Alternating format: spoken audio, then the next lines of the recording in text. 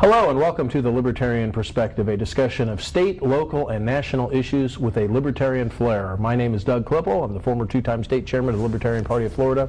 Really appreciate you tuning into today's broadcast. With me, my regular partners in crime, Richard Nader, the regional director for the Libertarian Party of Florida for this part of our fair state. Richard, great to have you back again. Appreciate you coming out. Glad to be here. Yeah. Glad to be here. And Jonathan Loesche, executive committee member of the Libertarian Party of Duval County.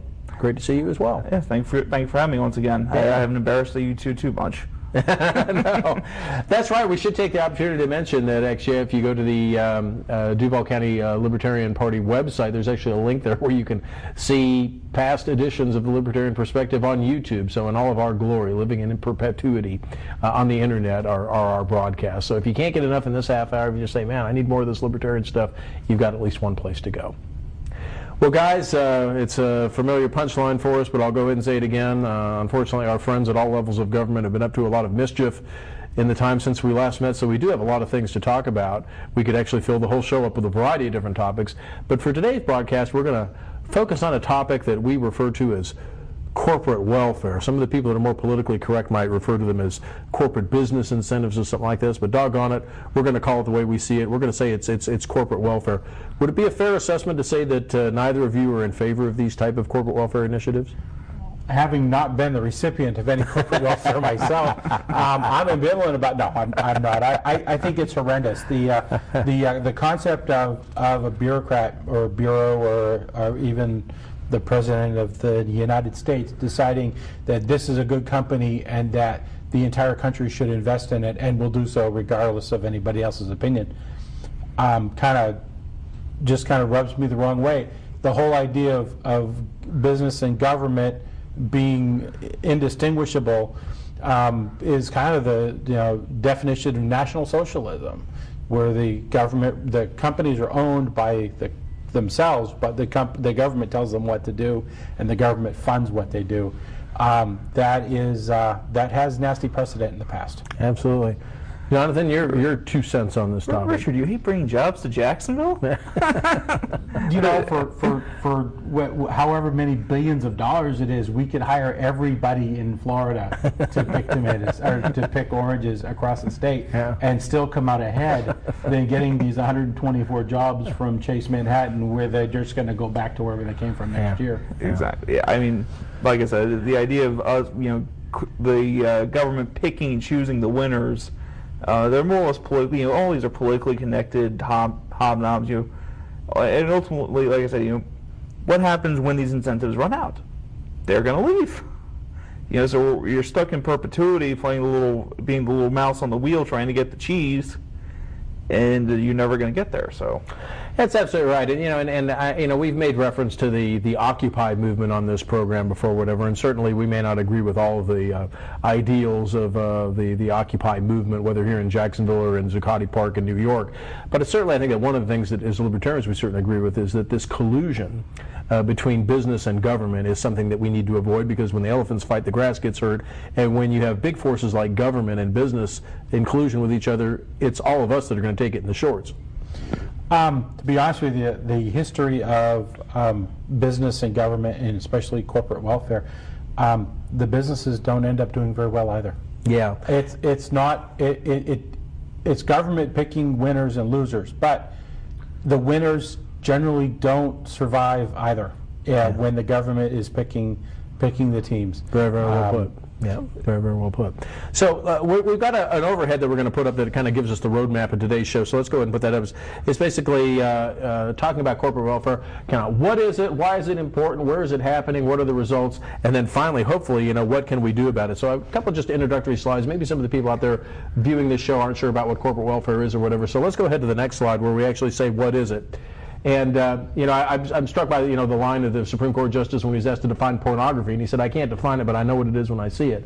Well, we actually do have a definition up here, which is any program that provides payments or unique benefits or advantages to a specific company or industry. So it's really anything that targets a specific company, specific industry, and of course this welfare can take place at all levels of government, federal, state, and local. So what form does it take? Let's go ahead and look at the next slide. And this is just some of the examples. I know it's a little bit of a busy slide, but sometimes there's actually direct subsidies, really basically a cash payment, research funding, funding for overseas promotion of U.S.-based products, so a company gets money from the government to go and market their wares in other countries. Number 4, of course, is a real catch-all. The specific tax breaks, loan guarantees, exclusion from certain policies and procedures. Obviously, as libertarians generally are in favor of tax breaks. We just don't want to see them done selectively. We want to see them applied to everybody so that everybody in society benefits. And of course, there can be certain donations and services and things like that. So, guys, as we look at that kind of a laundry list, what are the things that come to mind? The tax code and things along those lines, how certain industries use that for certain benefit. And unfortunately, when you give the power to government to dispense those kind of things, you're basically asking for problems. Absolutely. If it was smart for business to if it was smart for a business to move to Jacksonville, the business would move to Jacksonville, because they're making smart decisions is what they do to succeed. If they have to if government has to bribe them, offer them an unlevel playing field in order to get them to come to Jacksonville, well then they come to Jacksonville because the pot is sweetened. And as long as the pot stays sweetened, they stay. And as soon as that's over, they're gone. If they can't get gone fast enough, well, they're in trouble, because their business is not where it's the smartest place for their business to be. They never should have left where they were. They came for the sweet deal. When the sweet deal ends, they're in trouble. And companies that glom onto these deals end up having to go from deal to deal to deal and actually become serial girlfriends of various local and state governments. I'm trying to watch language. You never know who's on TV, who's watching the show, and just have to pack up their stuff. Their buildings have wheels on them, and they just roll them from city to city to collect the benefit from that city. It's never a plus for the city involved, because it takes billions of dollars or millions of dollars in incentives to collect hundreds of jobs that pay tens of thousands of dollars. And what ends up happening is that city could have spent that money and hired everybody in the city to sweep the street and come out with nice clean streets, full employment, and have money left over. Yeah. And Jonathan, it certainly strikes me, you got a state like Florida, obviously great climate, lots of able bodies to be employed for work, no state income tax and things along those lines. Certainly a lot of good business advantages already, so it almost seems to make even more of a tomfoolery of having to throw more money at these companies. Well, yeah, exactly. Well, the excuse given as well, if it's not us, it's somebody else is gonna sweeten the pot, because I know that's going with the J.P. Morgan Chase, I think. Was it somewhere in Ohio or Texas? They're like, well, they're not. They're just going to go to Ohio or Texas. But ultimately, what keeps businesses in place in the long run? Low taxes and a workforce that meets their needs. And then, when you have those two things combined with all the other natural advantages Florida has, it's going to take. At some point, some politician is going to realize that you can't bribe these companies to come here because it's going to cost too much money. That's right. It's kind of the gift that keeps on giving, and we'll get into that in a minute. So we've kind of laid out some of the reasons why this is important, but we do have a slide in terms of, why is corporate welfare important as a topic? Why would we take time to focus on it on the libertarian perspective? And we've already, made reference to some of these things in terms of encouraging the collusion between business and government. Look at that second bullet point, and frankly, this is before all this recent stimulus nonsense that we've seen in recent years has come into play. This is from 2007. Estimated just at the federal level, $92 billion in cost in terms of incentive. That is enough right off the top for an $800 tax break for every man, woman, and child here in the United States. And so obviously the third bullet point supports that uneven playing field. Businesses that are politically connected always take advantage of these kind of things. Duplicates private efforts. The next thing. I mean, companies say, well, we're trying to expand, so we need incentive dollars. Well, that's what financial institutions are for. That's what banks are for. There's a lot of other sources of capital. I realize the banks have come under criticism recently for not being as open with their credit as they should, but nevertheless, those resources do exist. And of course, all this extra cost actually, government cost actually increases prices to consumers, which is also negative. Let's go ahead to the next slide real quick, and then I'll get you some additional input. Richard, as you mentioned, we really have a very, very poor track record. I mean, I put up the Solyndra, which of course is the solar company here that recently closed down despite massive funding from the Obama administration. Obviously, the ethanol boondoggle, something going on for a number of years. And certainly we have our own track record here in Jacksonville of local projects that have also been very poor. There are a lot of people that make the case that these corporate welfare things actually result in a weakened private sector, because what happens is there's a talent drain. When there's a whole bunch of money that comes into a new startup or something like that that's funded by government that maybe hasn't been vetted by market forces, it takes a lot of people out of other productive areas that they could be contributing in, and ultimately results in them devoting time, energy, and effort to something that's not going to have a great payoff. Obviously, it undermines efforts at fiscal responsibility. And then, we've heard so much about the 99% and the 1% lately with the Occupy Wall Street folks and who's getting rich and who's getting poor, whatever. In 2005, the richest 10% of all subsidy recipients received 66% of the subsidies. So particularly at the federal level, when you look at the companies that are getting federal subsidies, I mean, we're talking huge, huge names, General Electric, Dow, Monsanto. I mean, these are, Archer Daniels Midland, big agribusiness, Cargill. All of these huge, huge companies, the richest 10% of the companies getting 2/3 of all of the subsidies. So you got anything good to say about all that, Richard? I mean, any surprises? Absolutely. If you think about who makes the decision, especially in Washington, and who makes the decision about which company is going to get one of these big benefits or going to get one of these guaranteed loans, in Washington, the insider trading law that puts people in prison because they heard a tip from somebody that works in that company that some new product's going to come out, so they buy, or some new product's going to fall down, so they sell, they go to prison.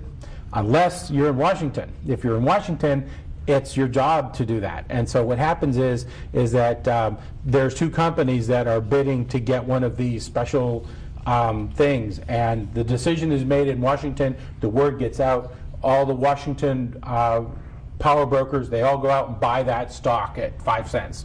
And then it's announced that they got this $1 billion subsidy, and then the stock's worth $50 and they sell. This is as much a pumping cash cow for the actual people making the decisions in Washington as it is a black hole for the money to disappear to. Solyndra built a plant in probably one of the most expensive zip codes outside of Washington, D.C., mind you, in the country. They built a factory floor at $800 a square foot.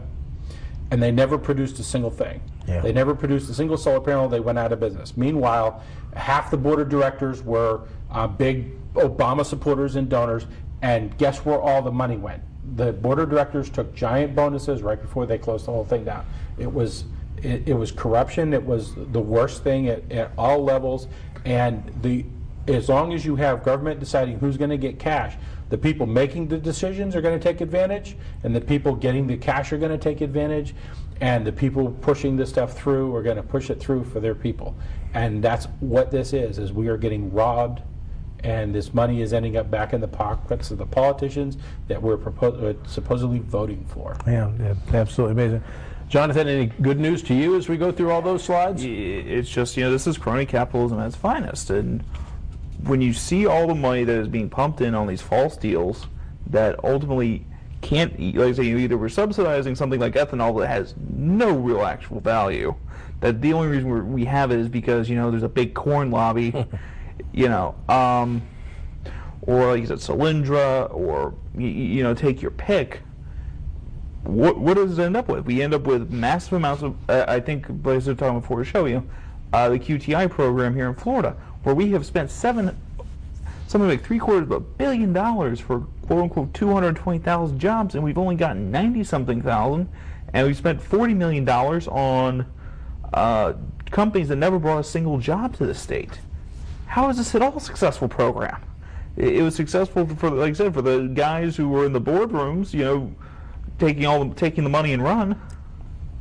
Yeah, no, absolutely ridiculous. And as we alluded at the beginning of the program, unfortunately, this is happening at all levels of government, and we've actually got a quick slide to show where that happens. I'm not going to spend a lot of time on these slides, but in terms of where it is happening, all levels of government, federal, state, and local.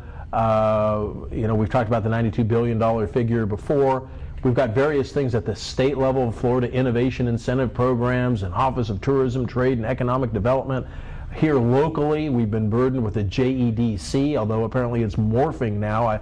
Unfortunately, it's still handing out money. We're going to talk about that in just a minute, but there's been some talk about there actually being a downtown development corporation to be formed to focus on downtown, and then an Office of Economic Development to focus on everything else. Unfortunately, it doesn't look like our local government's efforts in these areas are going to be unabated at all. And, I think that the point that as libertarians it's very, very important for us to make is that, and maybe it seems so obvious to me, maybe I've just been a libertarian for so long it seems so obvious, but if we do not draw boundaries around what the proper role of government is, it just opens the door for these kind of things to happen. I mean, if you don't have politicians that basically say it is not the role of government to pick winners and losers, it is not the business of government to dole out taxpayer dollars to favored industries or industries that we think are future oriented. If you're going to actually open the door of that a little bit, it's going to be open 100 miles. I mean, you either have a firm line against it or you don't. Absolutely. Once government's deciding what companies are in business or what companies are not in business, what's the difference? Where's the separation between the government and the marketplace? It eventually becomes a government market, which is just a total anathema for freedom. Once you have bureaucrats deciding what the best business practices are, then you're going to have shelves with no bread. Then you're going to have the only cars we have run on electricity, and no, it's Tuesday, you're not allowed to have electricity. Because two different departments are actually in charge of those two things, and nobody is allowed to set up a solar panel because the gas company has the subsidy in your area, and so you're just, the people that are suffer in all of this is going to be the consumer. But the whole concept of government being in business is just totally, like you said, it's a non-starter. It's a no-brainer for a libertarian. There's no place in the marketplace for government. Any place government goes, it's the 800-pound gorilla. The only place government should go is where 800-pound gorillas are necessary. If when you're talking about a den of squirrels, the last thing any of those squirrels need, or the nuts or the trees, is 800-pound gorillas. All they can do is come in and smash stuff. That's what government does best, is smash things and kill people, and we should limit our government to those functions. Yeah. Now, Jonathan, obviously a candidate for Florida House. I'm assuming that when it comes time for you to cast your vote, it's going to be in the negative direction for any of these corporate welfare type policies. Oh, exactly. Like I just said, for the fact that they do nothing but waste taxpayer money. And like I said, why is it it seems like we've been repeating the statement ad on, but why is it the government's role to pick and choose who gets money and who doesn't? It's documented that this doesn't really affect us positively. It just doles out money. It enriches the top 10%, and the rest of us are out that taxpayer money, or we would be if the government didn't have to borrow it first. Yeah. Well, what about this argument, and you'll hear this from a lot of political officials, well, everybody's doing it. We're in competition with XYZ, city around this or whatever. I forget what I'll tell them very simply, when I used to want to do something crazy as a kid, and my mom or dad would say no, and I'd say, well, everybody else is doing it. They'd say, well, if they were going to jump off a cliff, would you just follow them and do that? I mean, this is a path to insanity. These bills have to be paid at some point. I mean, any state, any locality that's handing out a lot of dollars eventually has to pay that bill, and it's going to negatively impact their economic viability as an entity somewhere down the road. If everybody else is doing it, my answer would be let them. If we don't do this, we're better for it. As a community, as a business location. If we don't play favorites, we're better for it. Because good companies, bad companies that take these benefits suffer for having done so. Good companies that have to operate in an environment where these benefits are being offered to others suffer for having for that having happened as well. If we don't do this, you don't have a government that picks winners and losers, and we let the marketplace decide, the best companies will be attracted here, because here the best companies can flourish without having the favor of local elected officials. Which reminds me of a question. I'm launching a small business soon. I was sort of hoping when you get elected to the State House that you could pass a bill for me that requires all political candidates to use my services in the future. No problem. Okay, well, you know. Hey, time out now. We just got him to commit that he's not going to do it. Obviously, we know tongue in cheek, but I mean, your point is very well taken. You know, we've had situations here in Jacksonville. I remember this was maybe a year and a half, maybe 2 years ago. But I just like to get this point to you. You know what? In Florida, we wanted to compete. Let's slash business taxes in half for everybody. And that is the point. I mean, let's make a business environment for everybody, not just those that are politically. You know, that obviously that goes. But my point that I was going to bring up about 18 months ago, maybe 2 years ago, maybe even a little bit longer. I don't know. But there was a manufacturer of roofing trusses. It was a manufacturing company. They wanted to come here, and they were waiving a bunch of incentive dollars. The JEDC was waiving a bunch of incentive dollars. It turns out there were like 2 other companies in Jacksonville that do that same exact work. What message does that send to those business owners who have tried to build their business up when they see local government waiving dollars in front of what's going to be a competitor? That the money that they have been paying into local taxes is now going to shut them down. That's the worst part of this. Well, it's not the worst part of this whole thing, but it's definitely. Well, it has to be one of the bad parts. I mean, what about the single parent who's struggling to get by and everything, and now their tax dollars is. You know, we had a situation a couple years ago where Walmart was opening a new store, and they were actually eligible to apply for incentives from Jacksonville. Walmart. Why does Walmart doesn't need incentives to open a store? People just need to stop suing Walmart to prevent them from opening a store. Seriously, a quote from an old movie: "You should be, in this country, there are places where you can walk from Walmart to Walmart to Walmart in the rain without ever getting your feet wet." If they had their way, and quite frankly, if the market supports that, then have at it. I mean. When Walmart overextends, they'll suffer. They don't need business incentives. They don't need business regulations not allowing them. I mean, having business regulations that say you can't operate a drive-through fast food place in the city limits is just as bad as one that pays the fast food place $1 million a year to have one open up in the city. There's quite frankly no difference between those two, and both of them are indicators of the same problem. Government that believes that it knows better than the marketplace itself as to who is successful and who is failures. And the track record of them being right is almost 100% off. It's this absolute negative direction. Well, good. Well, let's go ahead and take a quick pause right there. Jonathan, we've got some local libertarian activities that are coming up. Why don't you tell everybody out there about how they can get involved locally? Yes, our November meeting will be tomorrow night, Thursday, what is that? What's today? Tomorrow. Well, yeah. Thursday, tomorrow. I think that would be the 17th. Yeah, Thursday 17th at the Golden Corral on Southside Boulevard. And let's see what else. Our December Christmas party will be Saturday, December 17th. The location that you can find at jaxlp.com. And that's about what we have on the calendar for right now. Of course, once 2012 goes, I'm sure we'll be. That's right. Full. Call the phone number 904-404.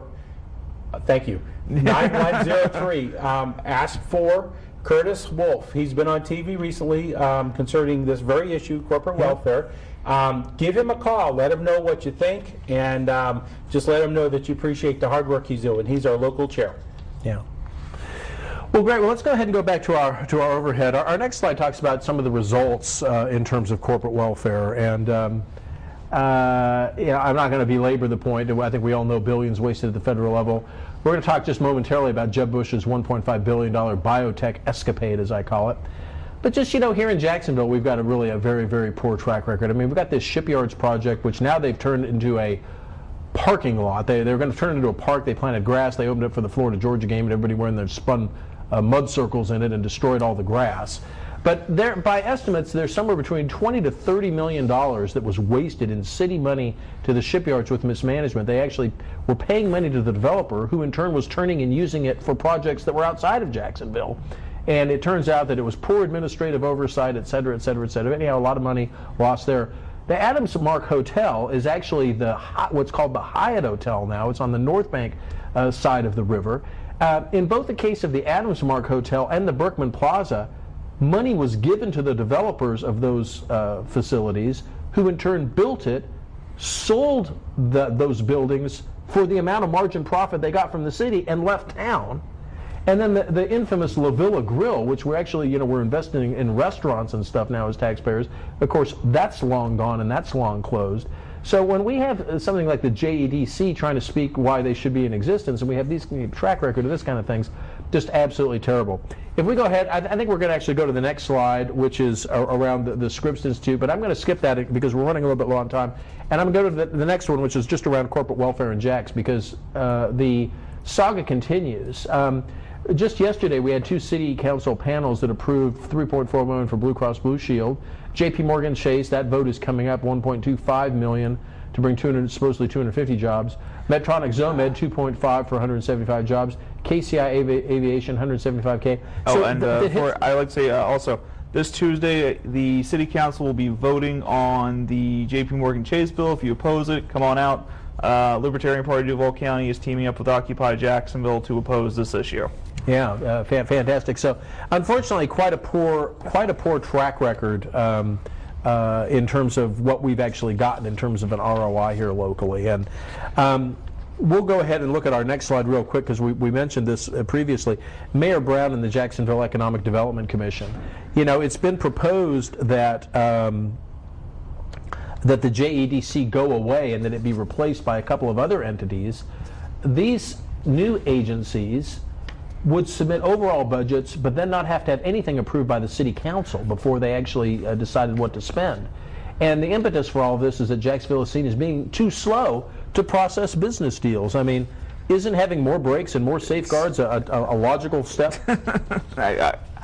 Are you for speeding up this process, in other words? I just don't get it. I mean, downtown, how much money, let's just, since the Jaguar Stadium was built, in terms of direct taxpayer money from River City Renaissance, Better Jacksonville Plan, all these things we've done just since the Jaguar Stadium, that'd probably be over $1 billion. Where does that put downtown now? Yeah. How is this going to affect it anymore? We need to quit thinking that downtown is some special entity and realize it is competing against, the town center. It's competing against Regency. It's competing against all these other businesses and shopping districts. And, at some point we have to say, well, maybe it's not going to work. Yeah, absolutely. Well, we're running right down to the last of our time, and Richard, I do want to get some closing comments from you. But before we do that, I'm going to go to put up the very last thing that we have, the very last chart that we have, which is called "What Can You Do?" And some very, very simple, very straightforward recommendations there. Become involved with groups that fight against corporate welfare. Obviously, here locally with the Libertarian Party, we're certainly very proud about that. We're also proud of our friends over at the Concerned Taxpayers of Duval County, who have done a great, great job with this. And then, of course, support candidates who are against corporate welfare. And we've listed our own very own Jonathan Loesche here in terms of him being a candidate, certainly be against that. And then, of course, speak out at city council meetings and things along those lines. 22nd, Richard, you've got it. Close us out. Heard a story on the radio. A guy was crying because he had spent 3 months living at Zuccotti Park, and they kicked him out, and they scooped up all the tents and stuff and threw them in garbage trucks and hauled them away, and it was everything he owned. Redistribution is a bitch. And with that note, guys, thanks so much for coming out. We skipped December taping, so we'll see you after the first of the year. To everybody out there, early happy holidays. Appreciate you tuning into the Libertarian Perspective. See us Wednesdays here on Comcast, other assorted times when you're channel surfing. Stop and check us out. Thanks again for tuning in. We will see you in 2012.